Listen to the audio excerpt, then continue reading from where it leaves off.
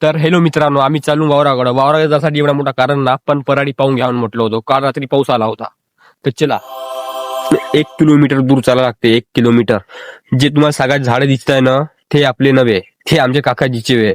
तर लास्टभरी बनवून राहा. चला, चिखला मुकला मधून तर चालाच लागते मित्रांनो. शेतकऱ्यासाठी हे आम गोष्ट आहे. तर आम्ही आलो आमच्या वावरात. तर पराडी बघून घ्या कशी आहे ते कमेंट मध्ये सांगा. तर पराडी बघून घ्या कशी आहे. आता इकडला डवरून झाला, इकडला डवरून नाही झाला, कारण काल पाणी आला. पाणी आल्यामुळे अजून आपल्याला इथे 500 रुपये द्यावे लागते. 11 लाईनी आहे. 1 2 3 4 5 6 7 हो 11 लाईनी आहे. इकडला डवरून झाला, इकडला होवाचा काल पाणी आला, अजून आपल्याला 500 रुपये लागते. आम्हाला नाही बैल नाही राहिल्यामुळे हेच प्रॉब्लेम राहते.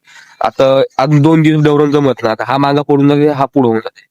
तसं तुम्हाला मी आता आमचा परा दाखवतो. परा दाखवायच्या पहिले तुम्हाला मी पराठी दाखवतो. कशी आहे ते कमेंट मध्ये सांगा. बघून घ्या पराठी. जो तुम्हाला वर कारा दिसत आहेत ते माती वे, नाही तर तुम्ही रोग समजाल. आता जाऊया आमच्या पर्याकडे. चलो जाता येईल मित्रांनो. जो तुम्हाला हा खात दिसताय ना, तो खात आम्ही वर ठेवणार असतो. वर हा साठी ठेवणार असतो की पाणी कट्टा होत नाही, म्हणजे पाणी जमा होत नाही. आता कसं होते, इथे पाणी जमा होते. पाणी जमा होवाचा होईलच. आज नाही उद्या, उद्या नाही परवा, परवा नाही तेरवा, एक ना एक दिवस पाणी येणारच आहे. आणि एक ना एक दिवस इथे पाणी संगरतेच.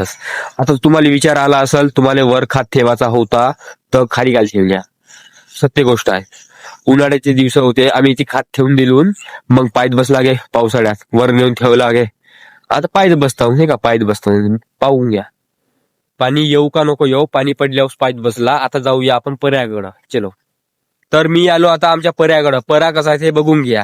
एक वेळा आम्ही फवारणी मारलो होतून, पण त्या दिवशी पाणी आला तर फवारणी काहीच कामाची नाही लागली. मित्रांनो, शेतकऱ्यासाठी हे नॉर्मल गोष्ट आहे. पाणी येते जाते. भेटूया पुढच्या ब्लॉग मध्ये. सबस्क्राईब करायला विसरू नका. बाय, धन्यवाद.